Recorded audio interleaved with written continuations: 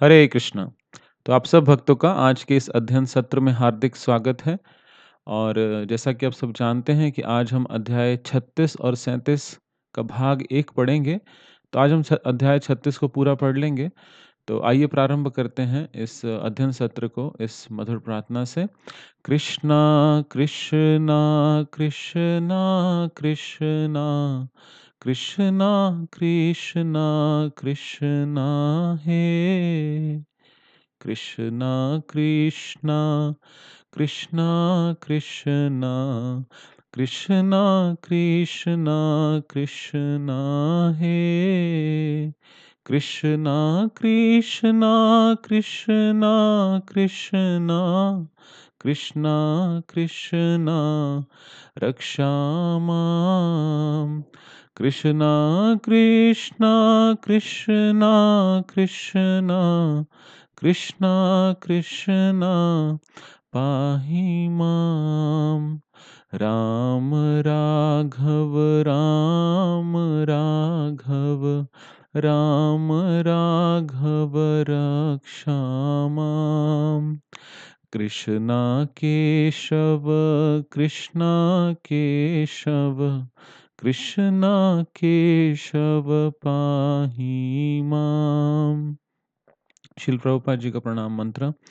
नमः ओम विष्णुपादाय कृष्णा पृष्ठाय भूतले श्रीमते भक्ति वेदांत स्वामिन इति नामिने। नमस्ते सारस्वते देवे गौरवाणी प्रचारिणे निर्विशेषा शून्यवादी पाश्चात्य देशा तारिणे। हरे कृष्णा कृष्णा कृष्णा हरे हरे हरे राम राम राम हरे हरे। तो आज हम अध्याय 36 को पढ़ेंगे जिसका शीर्षक है श्री कृष्ण को लाने के लिए कंस का अक्रूर को भेजना।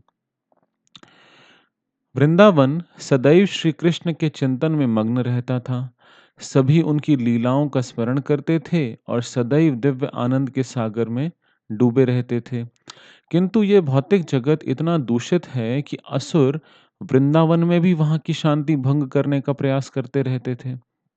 एक बार अरिष्टासुर नामक एक असुर ने सांड के रूप में वृंदावन में प्रवेश किया। उसका शरीर और सींग अत्यंत विशाल थे। अपने खुरों से धरती को खोदता हुआ वह वृंदावन में प्रविष्ट हुआ। जब उस राक्षस ने वृंदावन में प्रवेश किया तो सारी धरती ऐसे हिलने लगी जैसे भूकंप आया हो। उसने भयंकर गर्जना की और नदी के तट की भूमि को खोद डाला। तत्पश्चात उसने गांव के मुख्य भाग में प्रवेश किया।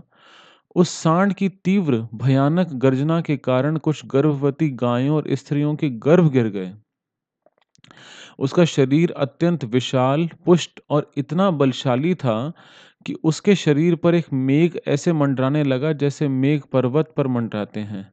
अरिष्टासुर ने इतने भयानक रूप में वृंदावन में प्रवेश किया कि उसे देखने मात्र से सब नर नारी भयभीत हो गए और वे गाय व अन्य पशु ग्राम छोड़कर भाग गए। तो हम देखते हैं कि ये जो राक्षस था ये किसका रूप लेके आया था? बैल का रूप या सांड का रूप लेके आया था। तो अभी तक इतने सारे राक्षसों को भगवान श्री कृष्ण ने मारा था। तो इस राक्षस को ये समझ में आया कि अगर मैं कृष्ण को मारना चाहता हूँ तो इसका तरीका क्या है कि मैं एक ऐसा रूप लेकर जाता हूँ जो भगवान कृष्ण को प्रिय होगा। तो अगर ऐस तो भगवान श्री कृष्ण को सबसे जो प्रिय मतलब जानवर है वो कौन है? गाय। तो इसलिए ये एक सांड का या बैल का रूप लेकर आया ताकि भगवान श्री कृष्ण इसको इसकी हत्या ना करें। ये सोच के ऐसा आया था। तो अब देखते हैं कि वृंदावन के सारे वासी इतना भयभीत हो गए और ये राक्षस सच में बहुत विशाल था। हम आगे पढ़ेंगे कि इसने क्या मतलब इसके लिए भगवान ने कैसे इसका वध किया। तो आइए पढ़ते हैं। ये बहुत भयानक राक्षस था और इतना भयानक कि ऐसा लग रहा था जैसे पर्वत के ऊपर एक बादल होता है, मेघ होता है, उसी प्रकार ये राक्षस भी उसके ऊपर एक मेघ मंडरा रहा था। और इतना इसने जोर से गर्जना की कि गर्भवती स्त्रियों के, गायों के गर्भपात हो गया। तो स्थिति अत्यंत भयंकर हो गई और अत्यंत भयंकर हो गई और वृंदावन के सब निवासी आर्तनाद कर उठे। कृष्ण कृष्ण हमारी रक्षा करो। श्री कृष्ण ने गायों को भागते हुए देखा और तत्काल उत्तर दिया, डरो मत, डरो मत। फिर उन्होंने अरिष्टासुर के समक्ष उपस्थित होकर कहा, तुम जीवात्माओं में निकृष्टतम हो। तुम गोकुल के निवासियों को क्यों भयभीत कर रहे हो? तुम्हें इस कार्य से क्या प्राप्त होगा? यदि तुम मेरी सत्ता को चुनौती देने के लिए आए हो, तो मैं तुमसे युद्ध करने को तत्पर हूँ। इस प्रकार श्री कृष्ण ने उस असुर को चुनौती दी। उनके इन शब्दों को सुनकर वह असुर अत्यंत क्रोधित हो उठा। श्री कृष्ण अपने एक सखा के कंधे पर हाथ रखकर उस सांड के सामने खड़े थे। क्रोधित सांड श्री कृष्ण की ओर बढ़ने लगा। अपने खुरों से धरती खोदते हुए अरिष्टासुर ने अपनी पूंछ ऊपर उठाई। ऐसा प्रतीत हो रहा था जैसे मेघ उसकी पूंछ पर मंडरा रहे हों। उसके नेत्र लाल थे और क्रोध में इधर-उधर घूम रहे थे। अपने सींगों को श्री कृष्ण की ओर करके उसने इंद्र के वज्र के भांति उन पर आक्रमण कर दिया। किंतु श्री कृष्ण ने तत्काल ही उसके सींग पकड़कर उसे उठाकर दूर फेंक दिया, जैसे एक विशालकाय हाथी एक लघु विरोधी हाथी को दूर फेंक देता है। तो हम देखते हैं कि भगवान श्री कृष्ण ने उठाकर ये अरिष्टासुर को फेंका और तत्पश्चात फिर भगवान ने उसका वध भी किया। तो ऐसे फेंका जैसे एक बहुत बड़ा हाथी एक छोटे हाथी को उठाकर फेंक देता है। और कैसे फेंका? भगवान ने श्री कृष्ण ने उसके सींग पकड़कर उसको उठाकर फेंक दिया। यद्यपि असुर अत्यंत थका प्रतीत होता था और पसीने से लथपथ था, फिर भी वह साहस करके उठा। उसने अत्यधिक क्रुद्ध होकर पुनः श्री कृष्ण पर अत्यंत वेग से आक्रमण किया। तो एक बार भगवान ने उठा के सींग से उठा के उसे फेंका, फिर वो फिर से आया और बहुत अत्यंत वेग मतलब बहुत गुस्से में क्रोधित होकर आकर फिर से भगवान पे आक्रमण किया। श्री कृष्ण की ओर दौड़ते हुए वह दीर्घ श्वासें ले रहा था, मतलब बहुत तेज-तेज साँसें ले रहा था।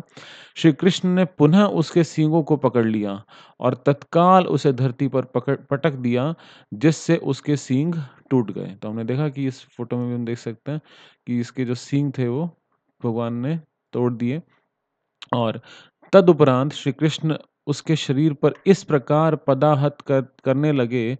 पदाघात पदाघात का मतलब पाँव से प्रहार।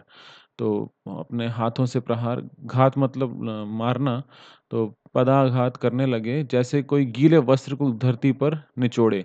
तो जैसे हम कपड़े सुखाते हैं तो कपड़े को जब निचोड़ते हैं, उस प्रकार भगवान ने उसको बार-बार मतलब मारा।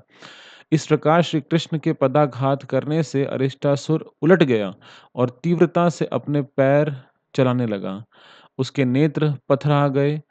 रक्तस्राव करता हुआ रक्त रक्तस्राव करता हुआ तथा मल-मूत्र का त्याग करता हुआ वह यमलोक को सिधार गया। तो जब भी कोई डीमन हम देखते हैं कोई असुर जिसकी मृत्यु होती है, वैसे किसी की भी मृत्यु होती है, तो उस समय पर व्यक्ति जो होता है बहुत ही दयनीय स्थिति में चला जाता है और यह देखते हैं कि अरिष्टासुर भी उसका खून बह रहा था, मलमूत्र त्यागता हुआ अपने उसकी आँखें एकदम स्टिल हो गई, मतलब पथरा गई, एकदम रुक गई।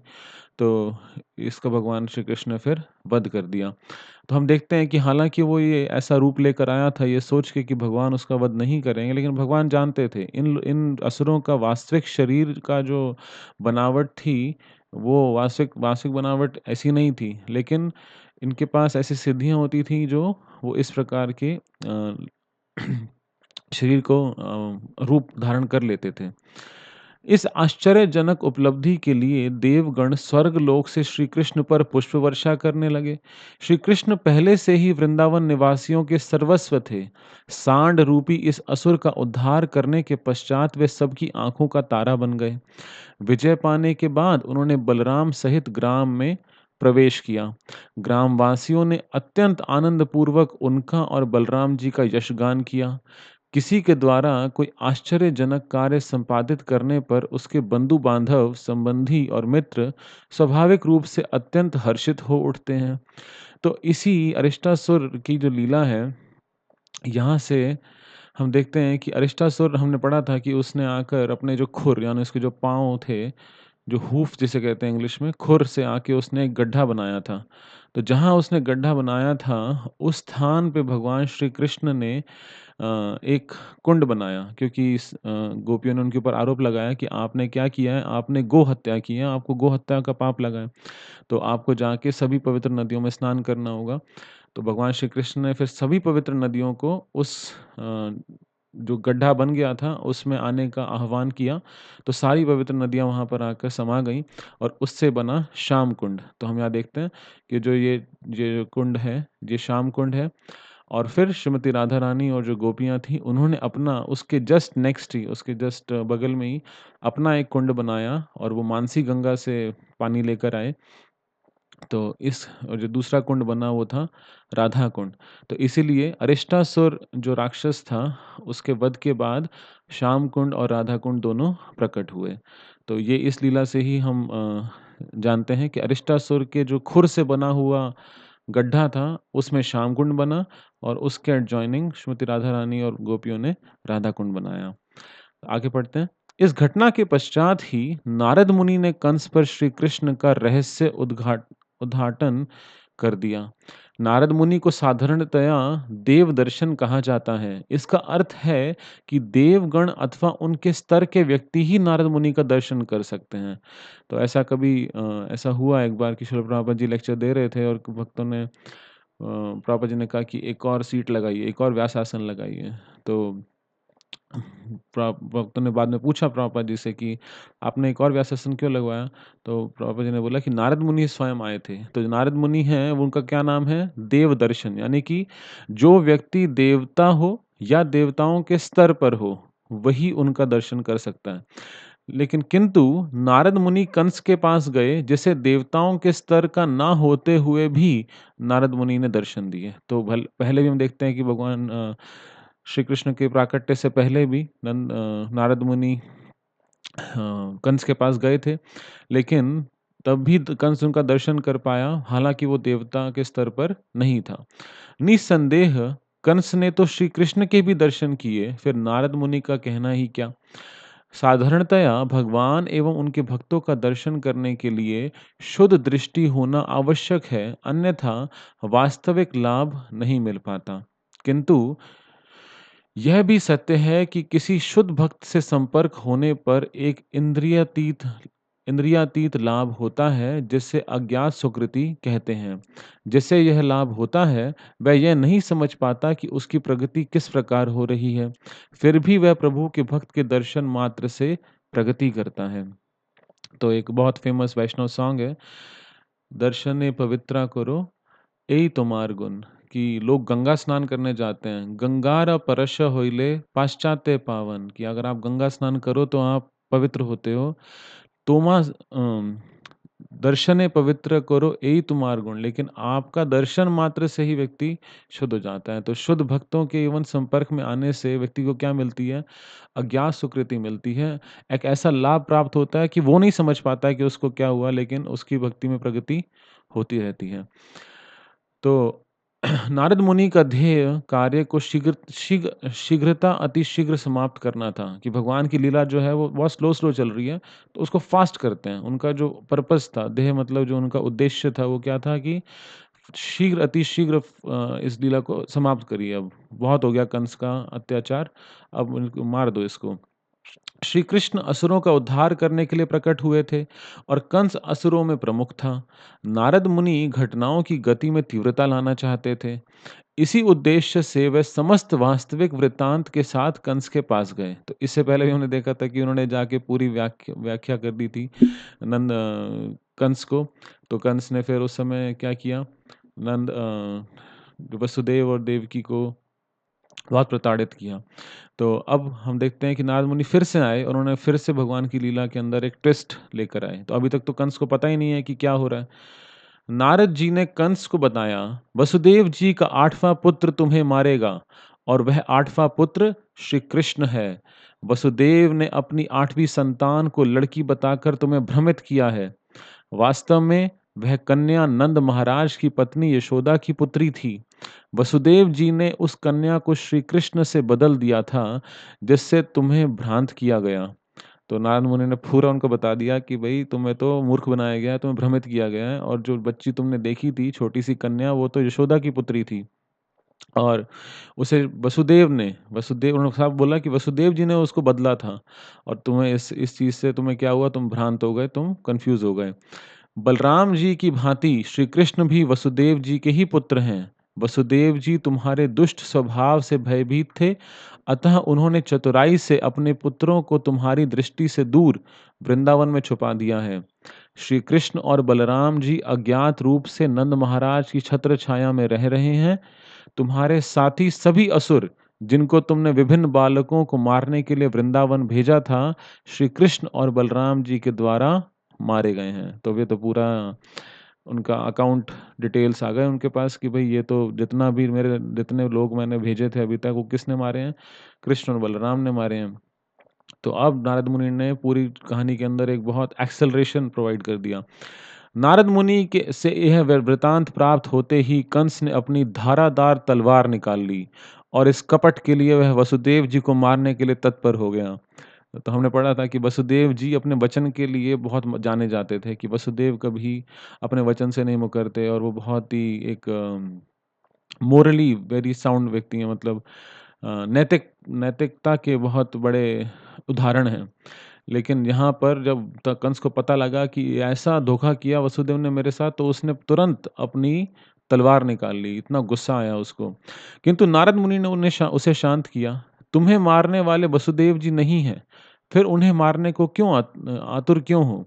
अच्छा यह होगा कि तुम श्री कृष्ण और बलराम जी की हत्या करने का प्रयास करो। तो उन्होंने बोला कि वसुदेव जी को मारने से कुछ नहीं होगा, तुम एक काम करो, तुम कृष्ण और बलराम को मारो। किंतु अपने क्रोध को शांत करने के लिए कंस ने वसुदेव जी और उनकी पत्नी को बंदी बना लिया। तो अभी तक वसुदेव जी और देवकी जी बाहर थे, देवर मतलब उनकी लाइफ प्रेटी नॉर्मल चल रही थी। भगवान ने हम देखते हैं कि वसुदेव जी के ऊपर कंस को बहुत दया आ गई जब उन्होंने अपने अ, उनके स्वभाव को देखा और वो अब आराम से रह रहे थे। लेकिन हमने देखा था कि वसुदेव जी और नंद महाराज मिले भी थे। जब नंद महाराज को वसुदेव जी ने बताया था कि वृंदावन में कुछ ना कुछ परेशानियाँ आती रहेंगी, तो हमने चैप्टर नंबर 5 में ये पढ़ा था। तो अब वसुदेव जी को उन्होंने कहा कि इसको बंदी बना लो और उन्हें लोहे की जंजीरों से बांध दिया। नारद मुनि द्वारा प्राप्त ताजा जानकारी पर कार्य करते हुए कंस ने तत्काल केशी नामक असुर को बुलाया और श्री कृष्ण और बलराम जी को मारने के लिए उसे वृंदावन भेज दिया। वास्तव में कंस ने केशी को वृंदावन इसलिए भेजा था कि श्री कृष्ण और बलराम के हाथों उसका उद्धार हो और इस प्रकार वह मोक्ष प्राप्त कर ले। तो भले ही उसने बोला, शब्दों को कैसे प्रयोग किया कि जाओ कृष्ण और बलराम को मार दो। लेकिन वास्तव में कंस ने क्या कहा था कि तुम वृंदावन जाओ और कृष्ण और बलराम के हाथों मारे जाओ। तो अभी तक सभी राक्षसों का यही अंत हुआ था। तदुपरांत कंस ने अपने कुशल महावतों को एवं चाणूर, मुष्टिक, शल और तोशल आदि मल्ला योद्धाओं को बुलाया। तो उसके पास बहुत स्ट्रांग रेसलर्स थे, हट्टे-कट्टे मुस्टंडे थे, जिसको उसने बुलाया। क्या-क्या नाम थे उनके? चाणूर, मुष्टिक, शल और तोशल। तो ये उनमें से 4 प्रमुख थे और कुशल महावतों को बुलाया। उसने उनसे कहा, प्रिय मित्रों, मेरी बात ध्यानपूर्वक सुनो। वृंदावन में नंद महाराज के भवन में 2 भाई रहते हैं। उनके नाम कृष्ण और बलराम हैं। वे दोनों वास्तव में वसुदेव जी के पुत्र हैं। जैसा कि तुम्हें ज्ञात है, एक भविष्यवाणी के अनुसार मेरी मृत्यु कृष्ण के हाथों होने वाली है। अब मैं तुमसे निवेदन करता हूँ कि तुम एक मल्ल युद्ध का आयोजन करो। देश के विभिन्न भागों से लोग यह उत्सव देखने आएंगे। मैं उन दोनों बालकों को यहाँ बुलवाने का प्रबंध कर दूंगा। तुम लोग मल्ल युद्ध की रंगभूमि में उनका वध करने का प्रयास करना है। तो अभी वो क्या बोल रहा है कि आप एक मल्ल युद्ध मतलब एक रेसलिंग चैंपियनशिप ऑर्गेनाइज करो, रेसलिंग मैच ऑर्गेनाइज करो और इन 2 बच्चों को, जो वसुदेव के पुत्र हैं, इन दोनों को मैं बुलाऊंगा। बुलवाने का मैं प्रबंध कर देता हूँ और तुम मल्ल युद्ध में इनको वध करने का तुम प्रयास करना। उत्तर भारत में मल्लयुद्ध अभी भी लोकप्रिय है। श्रीमद् भागवत के अनुसार आज के 5000 वर्ष वर्ष पूर्व भी मल्लयुद्ध लोकप्रिय था। कंस ने भी मल्ल युद्ध का आयोजन किया तथा लोगों को उसमें आमंत्रित करने की योजना बनाई। उसने महावतों से भी कहा, कुवलयापीड़ नामक हाथी को अवश्य लाओ और उसे रंगभूमि के द्वार पर रखो। कृष्ण और बलराम के आते ही उन्हें बंदी बनाने का प्रयास करो और हाथी द्वारा उनका वध करवा दो। तो हम यहाँ पे देखते हैं उसके दो दो प्लान्स थे। पहला कि जब कृष्ण और बलराम आएँगे तो सबसे पहले उनको बंदी बना के, और ये कुवलयापीड़ नामक एक हाथी है, तो ये एक बहुत ही विशाल हाथी था। तो हम देखते हैं नारद मुनि के बताने पर कंस को पूरा कन्विक्शन हो गया कि भई ये तो मेरे साथ धोखा हुआ है, और फिर ये जो एक हाथी था इसका नाम था कुवलयापीड़। तो कुवलयापीड़ हाथी जो था वो बहुत विशाल था। अभी हम इसको आगे पढ़ेंगे, भगवान श्री कृष्ण इसका भी वध करेंगे। तो उन्होंने ये प्लान था कि पहले कुवलयापीड़ हाथी को अच्छे से इतना विशाल है कि वो ही कृष्ण बलराम का वध कर देगा। रेसलिंग मैच में घुसने से, मल्ल युद्ध में घुसने से पहले ही उसके द्वार पे इसे रखो और इन्हें हम मार देंगे। और फिर भी मान लो ये बच गए, तो फिर अंदर हमारे जो योद्धा हैं, वो इनको मल्ल युद्ध में मार देंगे। कंस ने अपने मित्रों को पशु बलि द्वारा शिवजी की पूजा एवं धनुर्यज्ञ का आयोजन करने का भी परामर्श दिया। उसने उन्हें चतुर्दशी का यज्ञ संपन्न करने को कहा। यह तिथि एकादशी के 3 दिन पश्चात आती है और शिवजी की आराधना के लिए उपयुक्त मानी गई है। तो उसने एक और अपने जो अनुयायी थे, जो उसके फॉलोवर्स थे, उनको क्या बोला कि आप पशु बलि करो, एनिमल सैक्रिफाइस करो, शिव जी की पूजा करो और धनुर्यज्ञ करो। और किस दिन करना? चतुर्दशी के दिन, बिकॉज़ वो शिव जी के के लिए, उनकी सेवा पूजा के लिए अच्छी तिथि मानी जाती है, उपयुक्त मानी जाती है। शिव जी का एक अंश काल भैरव के नाम से भी प्रसिद्ध है। असुरगण शिव जी के इसी रूप की उपासना करते हैं और उनके समक्ष पशु बलि देते हैं। वैद्यनाथ धाम नामक स्थान पर यह प्रथा अभी भी प्रचलित है। असुर लोग वहां काल भैरव की मूर्ति के समक्ष पशु बलि देते हैं। कंस भी इसी असुर समूह में से एक था। वह एक चतुर कूटनीतिज्ञ भी था, यानी पॉलिटिशियन भी था, डिप्लोमैट था। अतः उसने अपने असुर मित्रों के द्वारा कृष्ण और बलराम के वध का शीघ्र ही प्रबंध कर लिया। तो उसको समझ में आ गया कि अब ये तो बहुत बड़ा धोखा हुआ मेरे साथ, तो अब इन दोनों बालकों को मैं वध करूँगा, और अपने सभी मित्रों को उसने इन्वॉल्व किया इस पूरी प्रक्रिया में। तत्पश्चात उसने अक्रूर को बुलाया। तो अक्रूर जी जो हैं वो वृष्णि वंश में ही हैं, और भगवान श्री कृष्ण के एक वंशज में भगवान वृष्णि वंश में आते हैं, और अक्रूर जी भी वृष्णि वंश में आते हैं। तो उसने अक्रूर को बुलाया, जो उसी यदुवंश के वंशज थे, जिसमें श्री कृष्ण ने वसुदेव पुत्र के रूप में जन्म लिया था। जब अक्रूर जी कंस से भेंट करने आए, कंस ने उनका विनयपूर्वक स्वागत किया। कंस ने उनसे कहा, प्रिय अक्रूर जी, भोज और यदु राजवंशों में आपसे श्रेष्ठ मेरा अन्य कोई मित्र नहीं है। आप अत्यंत उदार व्यक्ति हैं। अतः एक मित्र के रूप में मैं आपसे दान की भिक्षा मांगता हूँ। जिस प्रकार राजा इंद्र भगवान श्री विष्णु की शरण में जाते हैं, उसी प्रकार मैं आपकी शरण में आया हूँ। मैं आपसे तत्काल वृंदावन जाने का निवेदन करता हूँ। वहां जाकर आप कृष्ण और बलराम नामक 2 बालकों के विषय में जानकारी प्राप्त कीजिए। तो अब इतना मधुर-मधुर भाषा में बात कर रहा है कि आप तो बहुत बहुत ही श्रेष्ठ व्यक्ति हैं, और आपसे अच्छा तो मेरा कोई मित्र ही नहीं है।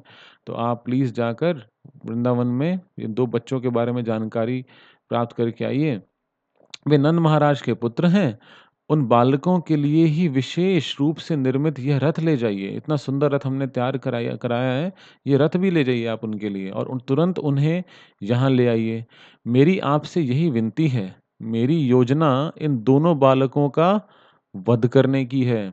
जैसे ही वह मुख्य द्वार से अंदर प्रविष्ट होंगे, कुवलयापीड़ नामक विशालकाय हाथी उनकी प्रतीक्षा कर रहा होगा।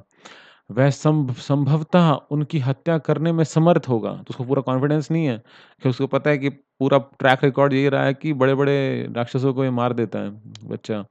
तो उसको फिर भी डाउट है, वह संभवतः संभवतः संभावना है कि वो हत्या कर देगा। किंतु यदि वह किसी प्रकार सुरक्षित निकल आए, तो फिर उनकी भेंट मल्ल योद्धाओं से होगी। वे योद्धा अवश्य ही उनकी हत्या कर देंगे। यही मेरी योजना है। इन 2 बालकों का वध करने के पश्चात मैं नंद और वसुदेव जी का भी वध कर दूँगा, क्योंकि वे वृष्णि और भोज राजवंशों के पक्ष में हैं। मैं अपने पिता उग्रसेन और उनके भाई देवक का भी वध कर दूंगा, क्योंकि वास्तव में वे मेरे शत्रु हैं और वे मेरी कूटनीति और राजनीति के मार्ग में बाधक हैं। तो क्या उसका प्लान है? पहले तो कृष्ण बलराम को मारूंगा, फिर नंद और वसुदेव को मारूंगा, उग्रसेन और देवक को मार दूंगा, और फिर क्या बोलते हैं, इस रीति से मैं अपने शत्रुओं से मुक्ति पालूंगा। जरासंध मेरे श्वसुर हैं, श्वसुर मतलब ससुर जी हैं। जो कंस थे, उन्होंने जरासंध की 2 पुत्रियों से विवाह किया था। तो हम आगे पढ़ेंगे।